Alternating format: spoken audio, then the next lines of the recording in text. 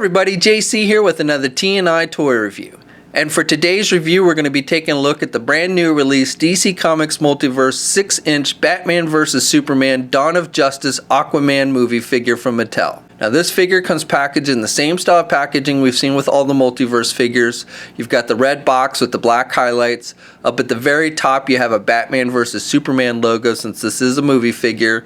Then you have the DC Comics Multiverse logo, the figure clearly displayed in the window box packaging, and down below you have an image of the character and the name. Also it tells us it comes with the Collect and Connect Grapple Blaster replica piece.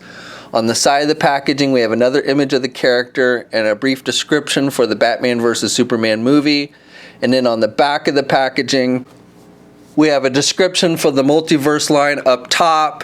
Then we have a look at the Collect and Connect Batman Grapple Gun Blaster, and then finally a look at all the figures that you need to get in order to complete that grapple gun. So already out on shelves now were Superman, Batman, Wonder Woman, and Armored Batman. Hitting shelves right now are Aquaman and the Nightmare Batman, which we'll be looking at tomorrow. And then finally to be released are the Lex Luthor figure and then an Unknown figure. Now based on the outline image for the Unknown figure, it kind of looks like another Superman figure. I don't know if they just used an outline to kind of throw us off or if that is what the actual figure will look like. But if it is, then I would say it's another Superman, maybe Heat Vision or something like that. Okay, so let's get this open and take a look at what's inside. Okay, so here's a look at the figure outside the packaging along with the accessories. So the figure comes with these two grapples, and these go to the Collect and Connect Batman grapple gun. It actually took me a minute to figure out what these were because at first I thought it was something for the figure. You don't really see these very well on the picture of the grapple gun on the back of the packaging, but they are attached to the actual side of the gun. They're done with a metallic silver with a little bit of black wash to it. And these grapple pieces you can either fold close or fold open. He does come with two of them. As I said, you can attach it to the side of the gun for like storage, or I'm assuming you can put it into the barrel of the gun as well. Now besides that, the figure also comes with his trident, very similar to other tridents we've seen with other Aquaman figures. Now this one is done with just a gray plastic. I don't know why they didn't do it with the gold or yellowish plastic. It looks like in the picture it's gold, but with this one it is just gray. You've got a little bit of sculpting detail on the end of the handle, and then you've got the tips. Now he can only hold this in his right hand. His left hand is closed-fisted, so unfortunately you're just limited to putting it into the one hand, and it does fit a little bit loosely. It doesn't actually fall out or anything, but it does kind of slide down when you have it in his hand. For the figure itself, I think Mattel has done a pretty nice job with the detailing with the paint applications, especially with the tattoo work that goes down his arm and on his chest and everything. I think that looks really good. Even on his pants they have some of that tattoo work, and I like the darker green that they used, metallic green that they used on the pants with the texturing and everything. I think that looks nice. He's got the little A on his belt, I guess, for Aquaman.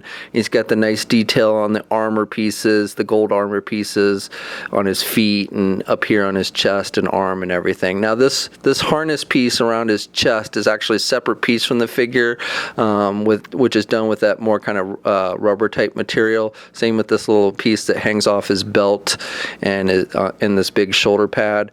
The parts on his arm are plastic, but this part is separate and this belt is separate and is just glued onto the figure. So these aren't removable or anything, but they are separate pieces from the figure. I like the face sculpt for the most part. It's not 100% dead on. Probably my biggest complaint is just the skin tone seems a little pale compared to what the actor's actual skin tone is. I do like the detailing with the beard. You've got some wash work in the beard and the long hair. You've got, I guess these are maybe strands of blonde hair throughout his hair. So I think that looks pretty good. He's even got a little, looks like a scar on his eyebrow, which looks good. Again, my only real complaint is the face skin tone is a little pale. And I just wanted to give you a comparison with the Funko Game of Thrones Drago figure, which was played by the same actor. And I think the likeness on the Funko figure is a little bit closer to the actor's likeness. Same with the skin tone. But again, I don't think the Aquaman is too bad looking. And then here's a comparison with that Aquaman figure that Mattel did for their Dawn of Justice basic line, and you can see this Multiverse figure is much more detailed and has better paint applications. Here's a comparison with the DC Aquaman comic book figure with the new movie figure. This figure stands just a little bit over 6.5 inches tall. Here's a comparison with the other released Multiverse Dawn of Justice figures, and you can see Aquaman is about the same height as Batman, a little bit taller than Superman, and the armored Batman remains the tallest of them all. For articulation, it's probably the most disappointing thing about this figure. It's definitely more limited than the other figures in the line. The head is on a ball joint, so even with the long hair, he can turn his head left and right.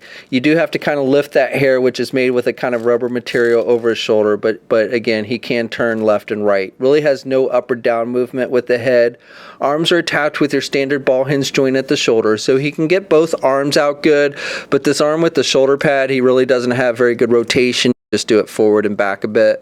This arm you can rotate all the way around with no problem. He has a bicep swivel. He also has a swivel at the elbow. It's a single hinged elbow, and he has pretty good bending at the elbow.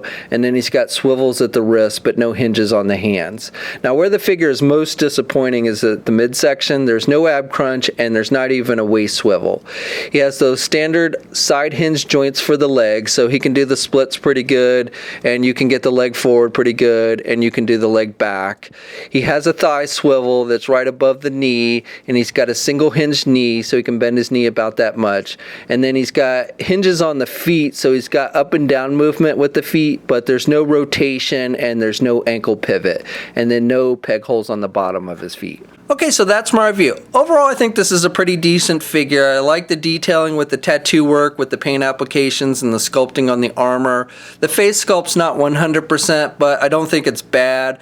I like the little scar on his eyebrow, and I think the hair is sculpted good, and I like the little wash work on his beard and everything. So definitely other companies like DC Collectibles and some import companies are going to be doing their own versions of this character, and those are probably going to be a bit more detailed, but those figures are also going to cost more. This figure cost about $20, so I think for what you're paying, I think you're getting a pretty decent figure here. So this figure, along with the Nightmare Batman, are hitting shelves now. We'll be doing a review for Nightmare Batman tomorrow, so be sure to check back for that. Also, we'll have a full gallery of images up at toynewseye.com for this figure, so check the video description below for that. As always, leave a comment, let us know what you think. If you're so inclined, please like the video, and if you haven't already, please follow me on Twitter and Facebook. I'll also have links to those pages in the video description below. And until next time, I'll catch you later.